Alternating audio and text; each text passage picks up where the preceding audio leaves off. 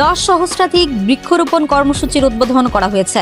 শনিবার 4 এপ্রিল আয়োজিত এই কর্মসূচির উদ্বোধন করেন চট্টগ্রামের জেলা প্রশাসক মোহাম্মদ জাহিদুল ইসলাম মিয়া।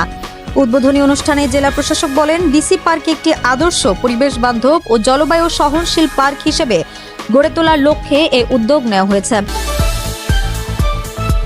চট্টগ্রাম মহানগরের কোতোয়ালি থানা এলাকায় অভিযান চালিয়ে দেশীয় অস্ত্রসহ ডেঞ্জার নামের কিশোর গ্যাংয়ের 11 সদস্যকে গ্রেফতার করেছে পুলিশ জানায়, সিএমপি দক্ষিণ বিভাগের উপপুলিশ কমিশনার দক্ষিণ অতিরিক্ত ডিআইজি পদে পদোন্নতিপ্রাপ্ত হুসাইন মোহাম্মদ কবির ভুইয়ার সার্বিক দিক নির্দেশনায় অতিরিক্ত উপপুলিশ কমিশনার দক্ষিণ এসি কোতোয়ালি জোনের তত্ত্বাবধানে কোতোয়ালি থানার অফিসার ইনচার্জ মোহাম্মদ আফতাবউদ্দিনের নেতৃত্বে বিশেষ অভিযান পরিচালনা করা হয়।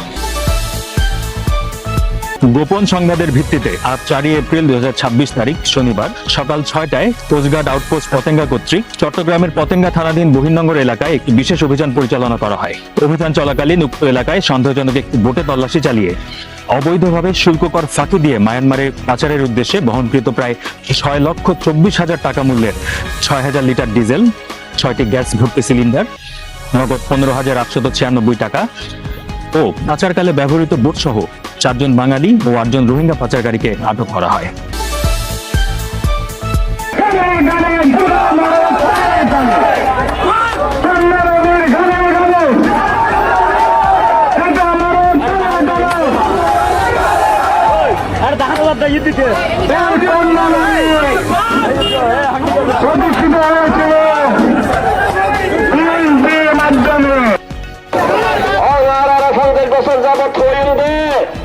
শহীদ রাষ্ট্রপতি জিয়াউর রহমানের দল এবং মুক্তিযোদ্ধার পক্ষের দল, স্বাধীনতার পক্ষ।